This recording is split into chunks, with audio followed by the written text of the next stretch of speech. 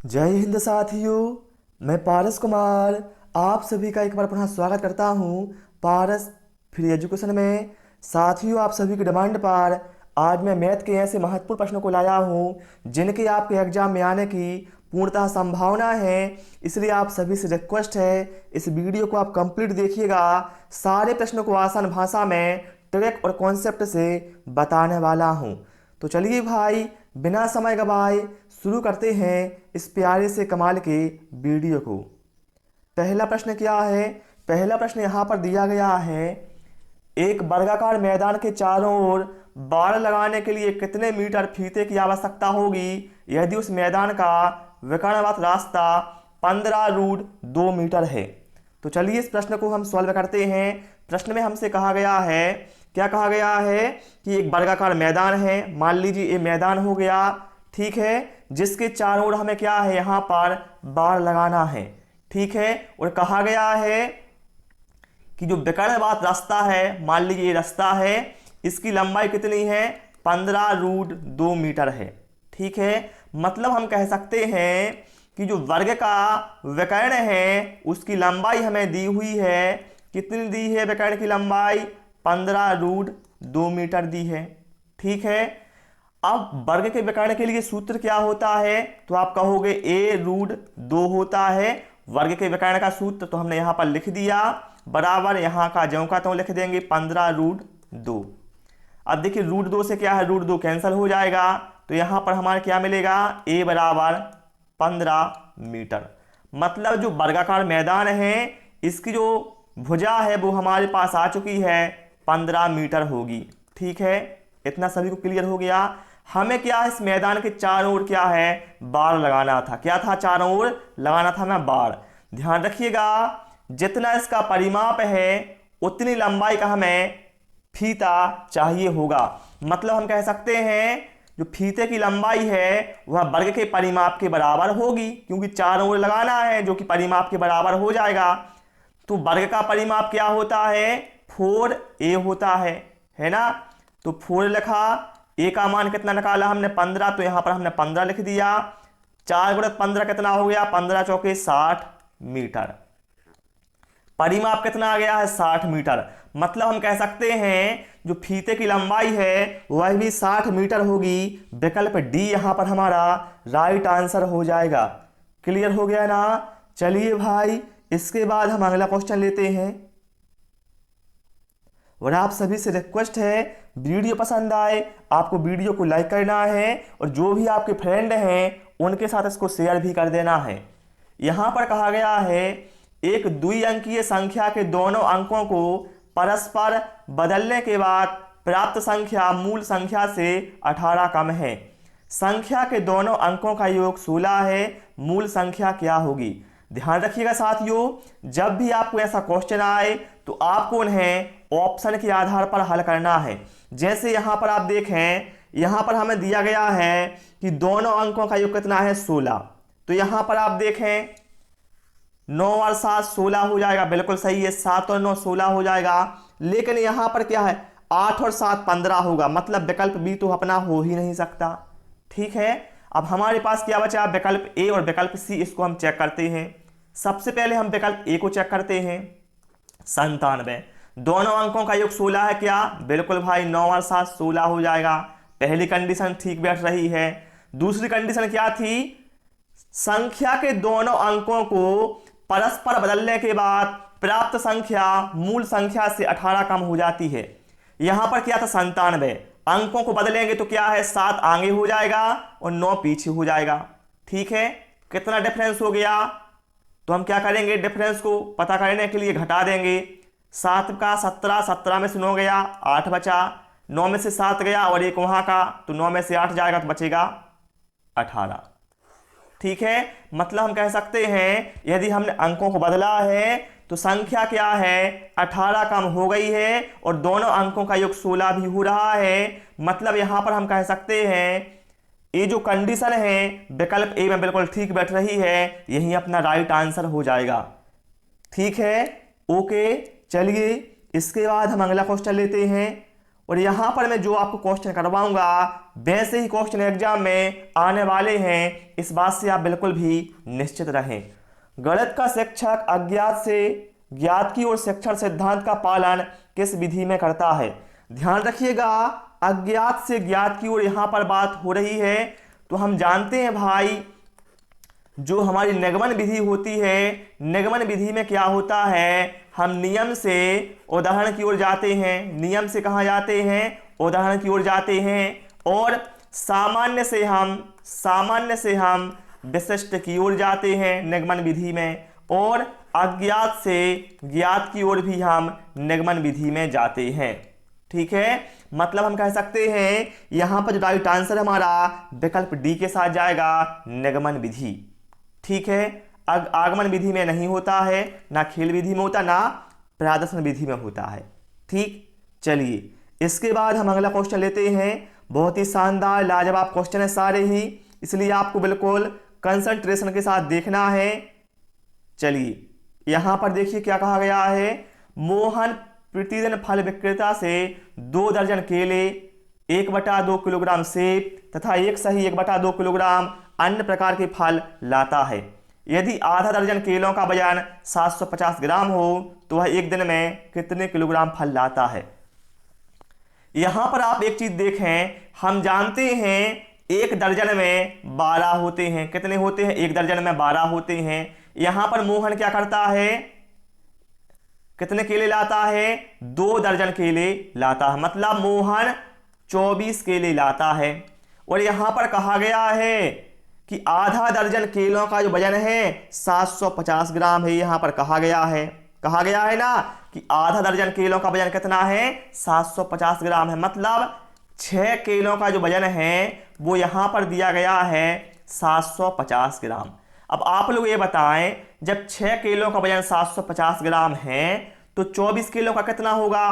तो यहां पर देखिए संख्या क्या है, पहले 6 थी, बाद में 24 हो गई, मतलब 4 गुना हो गई। तो वजन भी कितना हो जाएगा?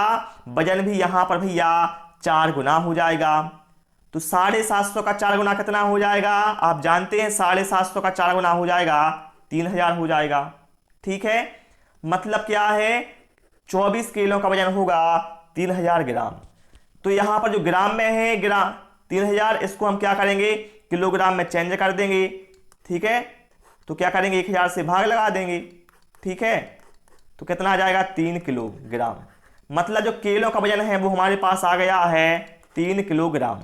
ठीक है, अब यहां पर देखिए किलो का वेट कितना हो गया है, हम सबको जोड़ देते हैं कितना वेट हो गया टोटल। किलो का वेट कितना है? 3 किलोग्राम।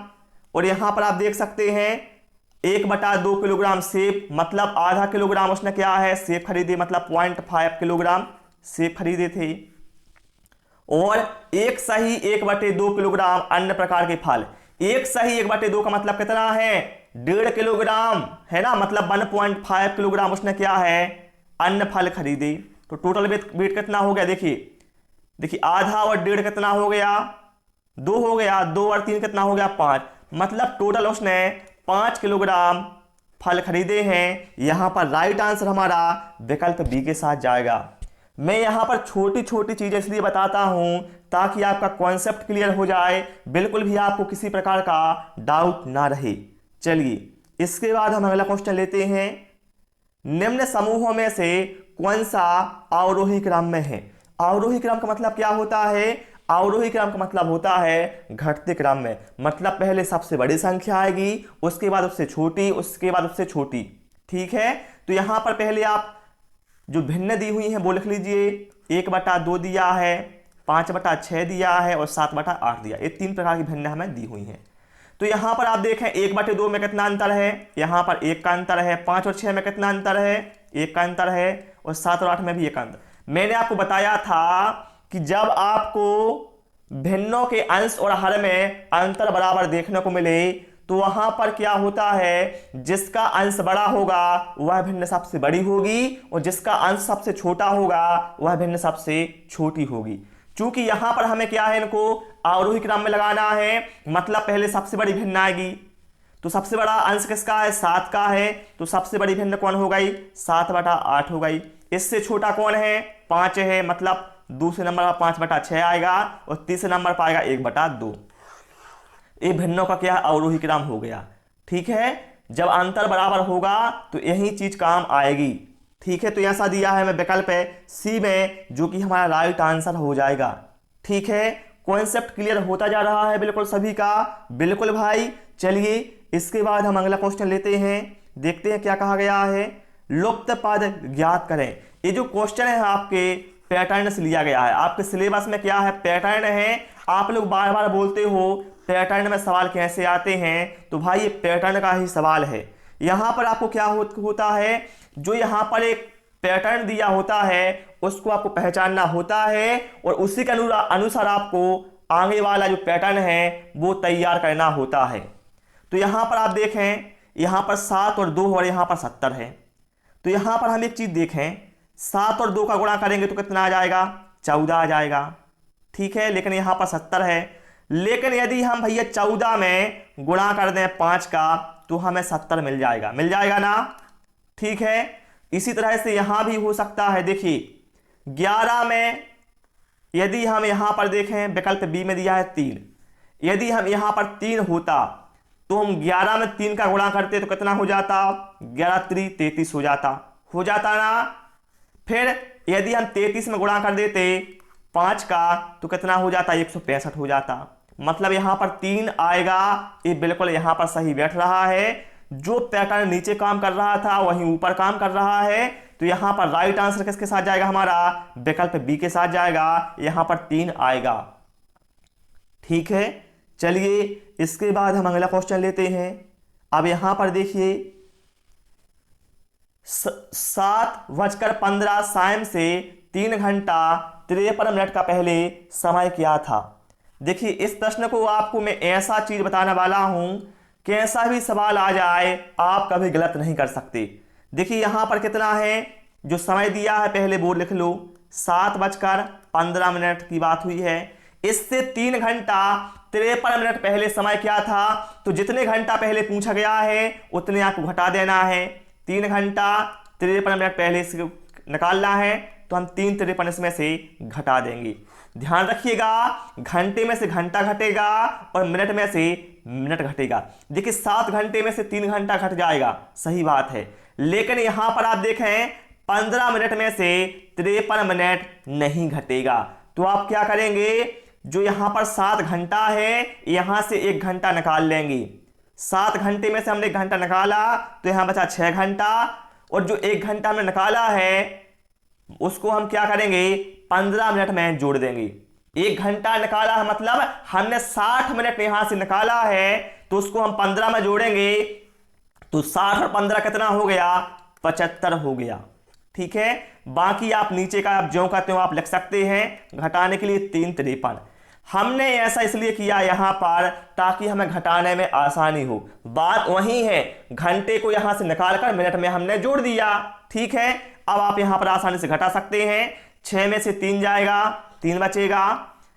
फिर यहां पर 5 में से 3 जा गया, 2 बचा। 7 में से 5 गया, 2 बचा।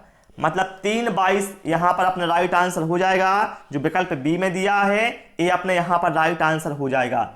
एक कॉन्सेप्ट आप सीख लो, कैसा भी सवाल आ जाएगा, कितना ही कठिन होगा, आप उसको आसानी से कर सकते हैं।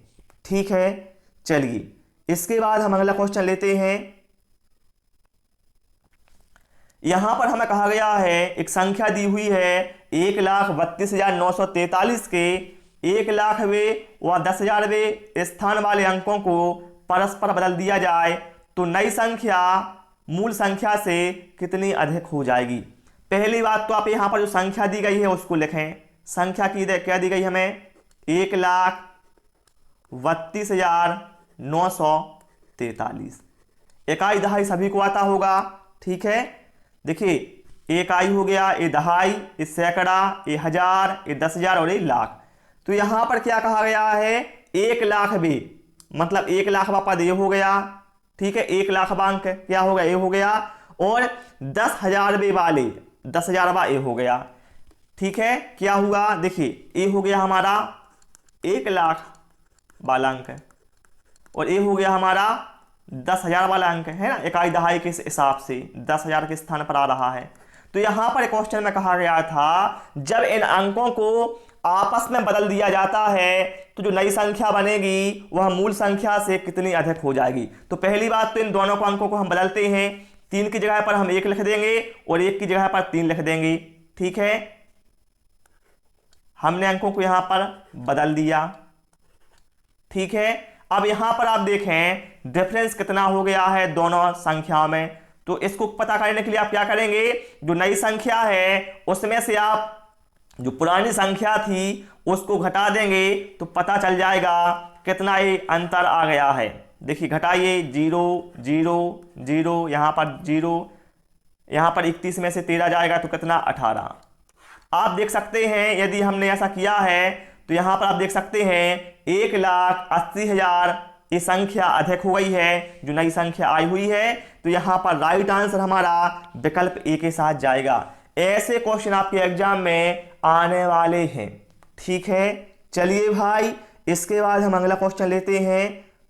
चलिए यहां पर क्या कहा गया है, ऋतिक एक टब में 15 डेकालीटर पानी भरता है तथा टब के 1/4 पानी से वह स्नान कर लेता है। बताइए कि टब में कितने लीटर पानी शेष रह जाता है। पहली बात तो यहां पर आप देखें, यहां पर जो क्वेश्चन में दिया गया है वो डेकालीटर में है और यहां पर जो विकल्प दिए गए हैं वो यहां पर लीटर में है। तो सबसे पहले आपको क्या करना है, जो यहां पर एक डेकालीटर है इसको आपको लीटर में चेंज करना है। तो आप कैसे करोगे, देखिए आप एक चीज ध्यान रखिए, ध्यान से देखिए इसको। एक डेकालीटर बराबर होता है 10 लीटर। ये ध्यान रखें, 1 डेकालीटर बराबर कितना होता है, 10 लीटर होता है।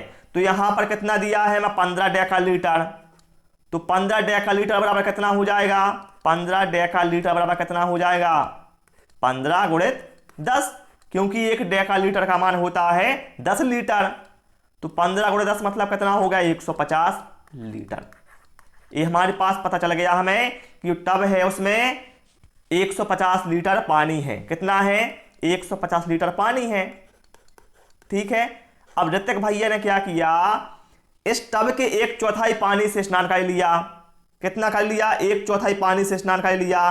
तो 150 का 1/4 कितना हो जाएगा, वो आप देखिए, 150 का 1/4 से इसने स्नान कर लिया। चलिए अब इसको देखिए कितना हो गया, तो ये भाग दीजिए 150 में आप 4 का, 4 3 12, बचेगा कितना, बचेगा 3, हो जाएगा कितना 30, 4 7 28, बचेगा 2, भाग नहीं जाएगा तो भागना जाति का 0, यहाँ दशमलव लग जाएगा तो यहाँ 20 हो जाएगा, 4 5 20। मतलब 150 का जो 1/4 हिस्सा है वह होगा 37.5 लीटर। मतलब इतने पानी से उसने क्या है, स्नान कर लिया है।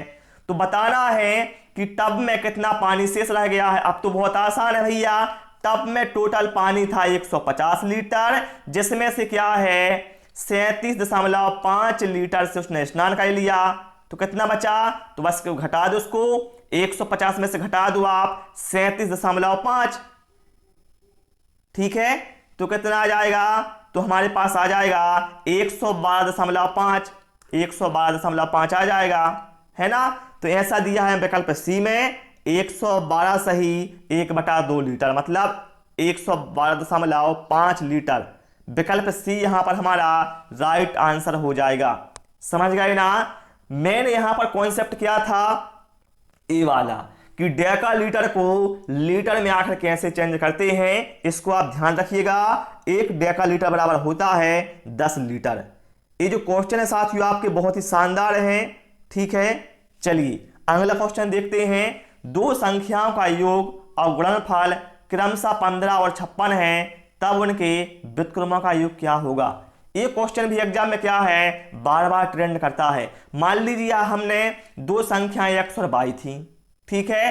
अब क्या कहा गया है, उनका योगफल कितना है, 15 है। मतलब x प्लस वाई का मान कितना है, 15, ये कहा गया है क्वेश्चन में। और उनका गुणनफल कितना है, 56 है। मतलब x इंटू वाई का मान कितना है, 56। इतना क्लियर हो गया। तब उन संख्याओं के व्युत्क्रमों का योगफल क्या हो गया। हमारी संख्या क्या थी, x और y थी। इनका व्युत्क्रम क्या होगा, x का व्युत्क्रम होगा 1/x, y का व्युत्क्रम होगा 1/y। इनका हमें क्या निकालना है, योगफल निकालना है, मतलब इनको जोड़ना है। तो जोड़िए, तो जोड़ने पर क्या मिलेगा, ऊपर मिल जाएगा x प्लस वाई और नीचे मिल जाएगा एक्स वाई। ठीक है, यदि इनको जोड़ते हैं बस इसमें आप वैल्यू रख दो। x प्लस वाई की जगह पर कितना रखना, हमें 15 लिखना है, तो ऊपर 15 लिख दिया।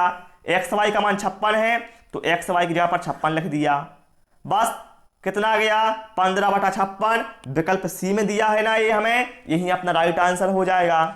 ठीक है ना, कोई डाउट तो नहीं किसी को। चलिए भाई, इसके बाद हम अगला क्वेश्चन लेते हैं।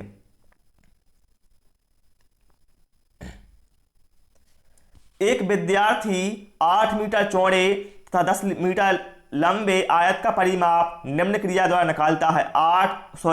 10 धन 8 धन 10 धन 8 बराबर 36 मीटर। विद्यार्थी का हाल किस शिक्षण विधि पर आधारित है। तो यहां पर आप देखें, चूंकि विद्यार्थी ने यहां पर किसी प्रकार का सूत्र यूज नहीं किया है परिमाप निकालने के लिए, तो आपका निगमन विधि तो नहीं होगा, क्योंकि निगमन विधि में क्या है, सूत्र का उपयोग होता है।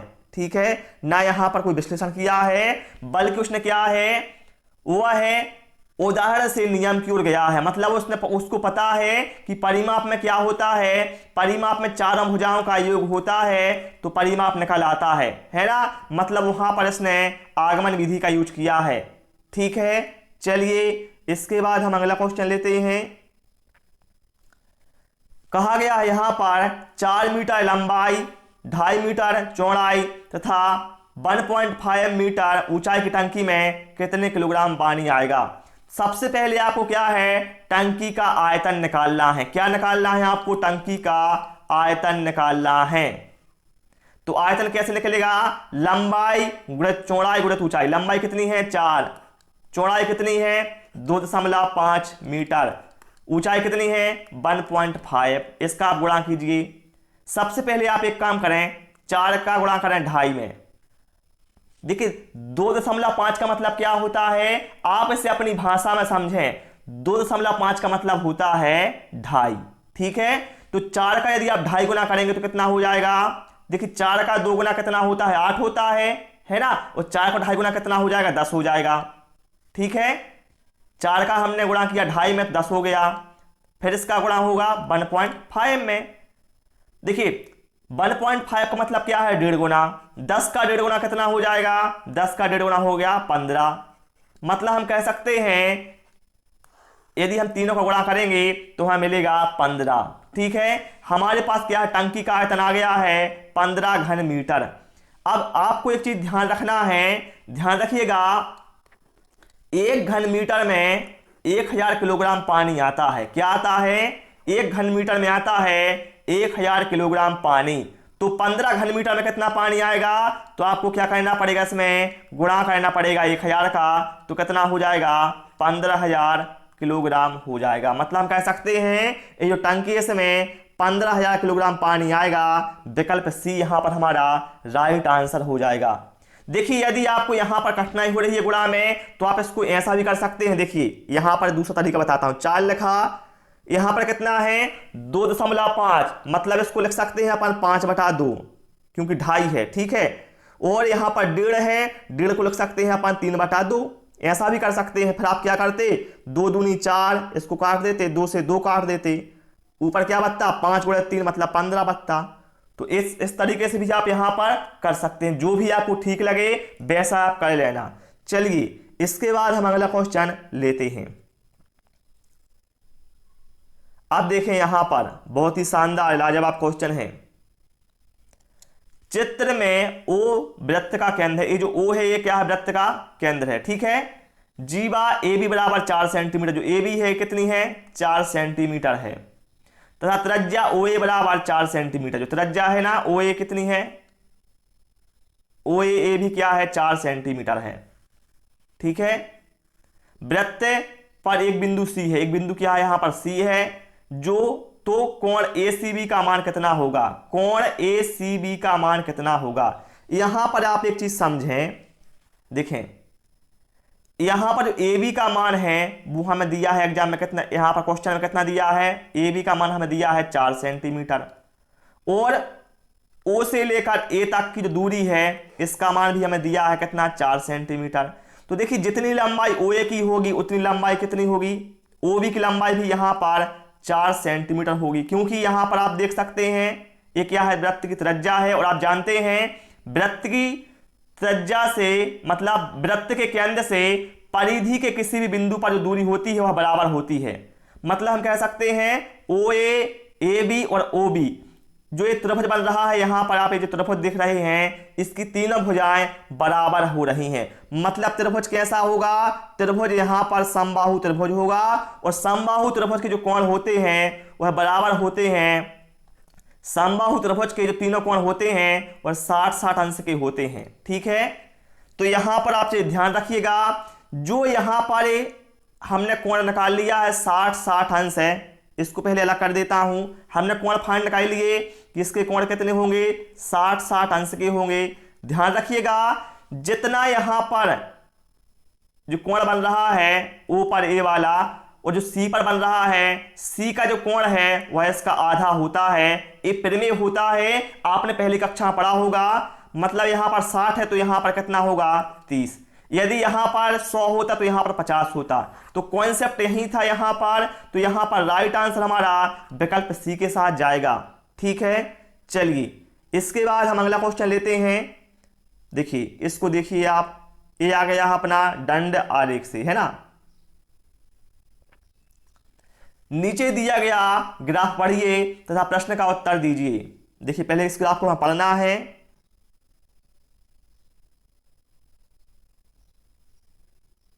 यहां पर क्वेश्चन पूरा टाइप नहीं हो पाया है इसलिए इस क्वेश्चन को हम छोड़ देते हैं।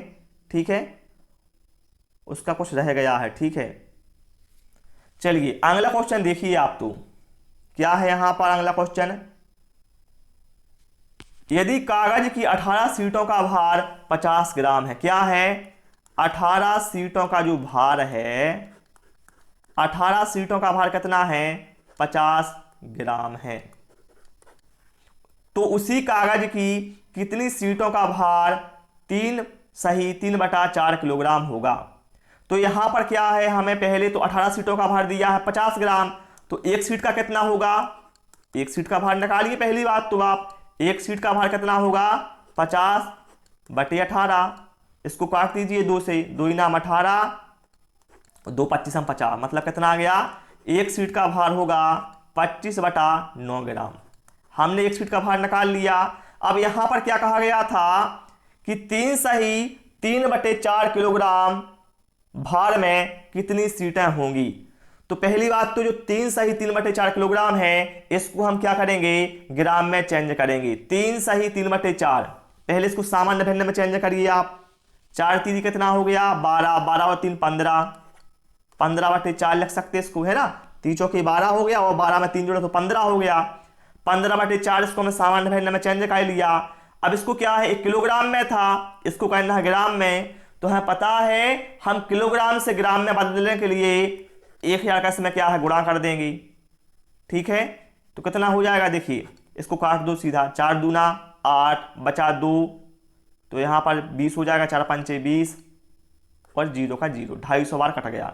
ठीक है, हमारे पास कितना बचा, 15 × 250 गुणा कर दिए 15 का, इसमें 15 में 0 0, 15.75 का 5 आया 7, 15 × 15 और 7, सॉरी देखिए 15 0 0, 15.75, 75 का 5 आया 7, 15 दूनी 30 और 7 37, 3750 ग्राम आ गया है। ठीक है, उसको हमने क्या है, ग्राम में चेंज कर लिया। मतलब आपको बताना है 3750 ग्राम में कितनी सीटें आएंगी।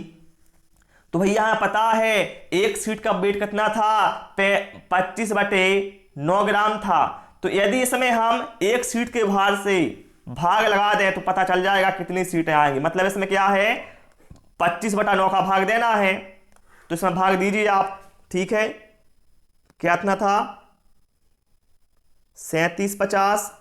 अब यहां पर देखिए 25/9 है, तो जो 9 है वो क्या है, ऊपर पहुंच जाएगा। बस अब काट दो, आप इसको काट सकते हो आसानी से। देखिए 25 से कम 25 है ना, बचा कितना 12, तो हो जाएगा 125, 25 × 5 = 125 और 0 का 0, तो कितना आ गया हमारे पास 150 गुणित 9। आप गुणा करिए 150 में 9 का, कितना हो जाएगा देखिए 9 शून्यम शून्य, 9 पौने 45 का 5 आया 4, 9 एकम 9 और 4 13। कितनी सीटें आ गई? 1350 सीटें होंगी भाई, 1350। किस में दिया है 1350? विकल्प ए में दिया है 1350। ठीक है, अपना राइट आंसर ये हो जाएगा। समझ गए ना? चलिए अगला क्वेश्चन लेते हैं इसके बाद। अब देखिए ऐसे क्वेश्चन भी एग्जाम में आ रहे हैं। दिए गए चित्र के 5/4 का 32/15 गुना क्या होगा? अब आप लोग सोच रहे होंगे यहां पर क्या दिया हुआ है। यहां पर आप देखें ये जो चित्र है इसके क्या है कुल, इसके कुल कितने भाग हैं? इसके कुल 4 भाग हैं, जिसमें ऐसे आप देख सकते हैं 3/4 भाग दर्शाया हुआ है। मतलब क्या है? दिए गए चित्र के मतलब दिए गए चित्र से मतलब यहां पर है 3/4 भाग। यहां पर 3/4 भाग तो है ना। देखिए कुल भाग कितने हैं इसके? 4। और 4 भाग में से आप देख सकते हैं जितने पर लाइन खींची हैं वो भाग कितने हैं? 3। मतलब हम कह सकते हैं 3/4 भाग की यहां पर बात कर रहा है। दिए गए चित्र के मतलब 3/4 के 5/4, तो 5/4 लिख दिया। 5/4 का 32/15 गुना क्या होगा? बस इसको आप सॉल्व कर लीजिए, आपका आंसर आ जाएगा। तो हम इससे क्या करेंगे? देखिए 4 अट्ठे 32 हो गया, 4 दूनी क्या हो गया? 8 हो गया। ठीक है, 3 एकम 3, 3 5 15 हो गया। 5 से 5 को काट दिया, क्या बचा हमारे पास? देखिए सब कुछ क्रॉस हो गया, केवल 2 बचा है। तो राइट आंसर किसके साथ जाएगा? विकल्प ए के साथ जाएगा। इसलिए आपसे बोलता था भिन्न के कॉन्सेप्ट को समझो, है ना। यहां पर एक जो है 3/4 भाग यहां पर दर्शा रहा है। ठीक है, चलिए इसके बाद हम अगला क्वेश्चन लेते हैं।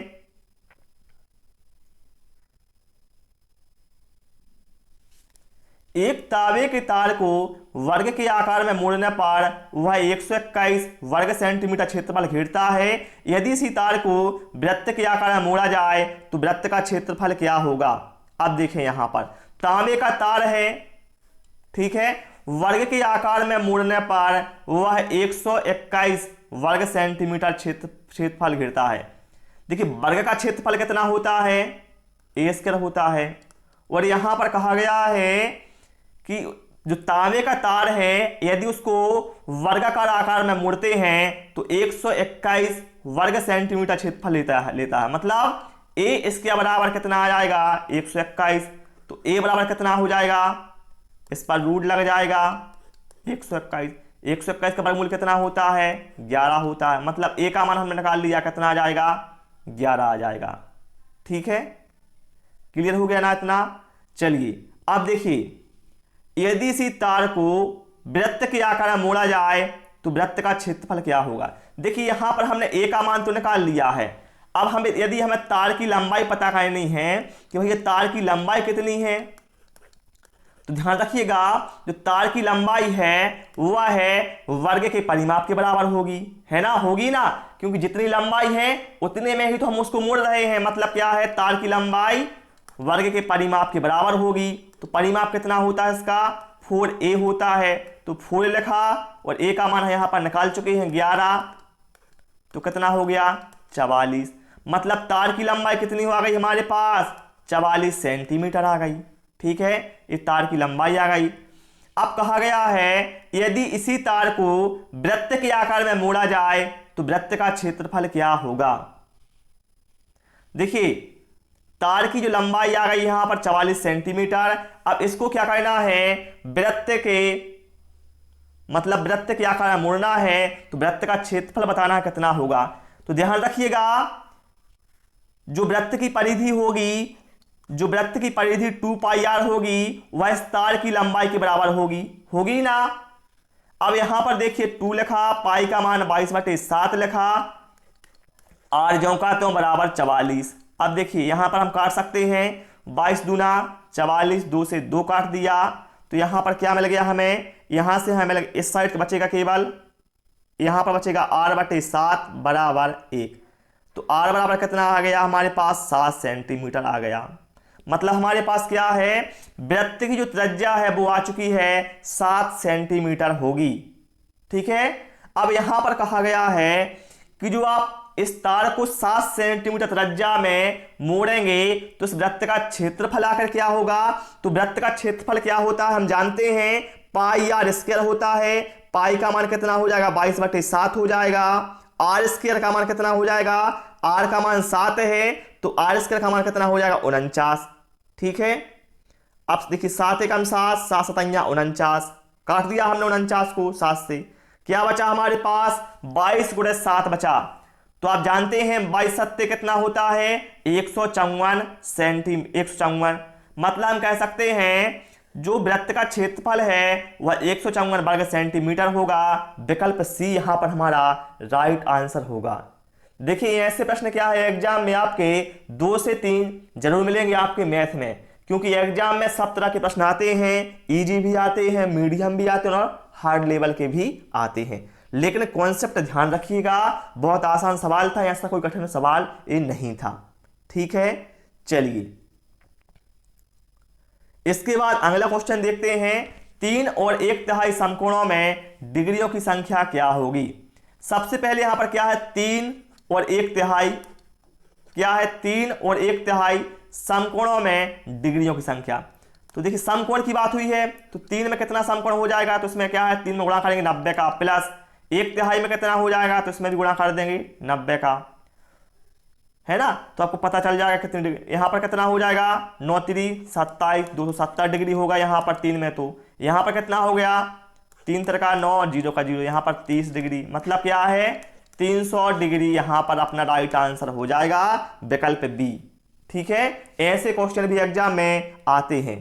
ठीक, चलिए तो एक काम करते हैं, इस क्लास को हम यहीं पर समाप्त करते हैं। ठीक है, अगली क्लास में हम इसके आगे के क्वेश्चन भी डिस्कस करेंगे, अभी बहुत सारे क्वेश्चन रह गए हैं।